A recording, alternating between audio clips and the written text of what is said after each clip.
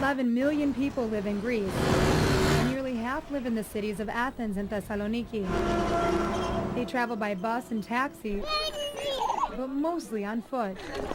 Many of those people live in apartment-like houses, and usually children move out only after they get married, but keep family ties alive. I think it still is probably the most important thing in your life is your family, because they are your support system, and they are also your asfalia, what you fall back on in difficult times, both financially and emotionally.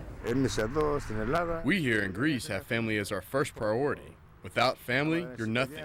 You live for your family, your kids. Since houses are small, the Greeks enjoy meeting friends in the platia, or the center of town. In ancient Greece, the agora and the theater were the meeting place, but now the coffee shop is the center of life. For the men particularly, the cafe is their office. If they don't have an office, if they're fishermen, for example, their office would be a cafe. That's where they would meet other men. That's where they would find out what is happening, what the news is, where the big catch is, what the prices of the market are. Prices that drastically changed in the last 3 years alone, when Greece joined the European Union. Since we were one of the poorest countries in Europe, we're getting aid, economic aid from the European Union. As the Greeks struggle to compete in the global market, people continue to work, and for a lot less than we could imagine. The average Greek earns $14,000 a year.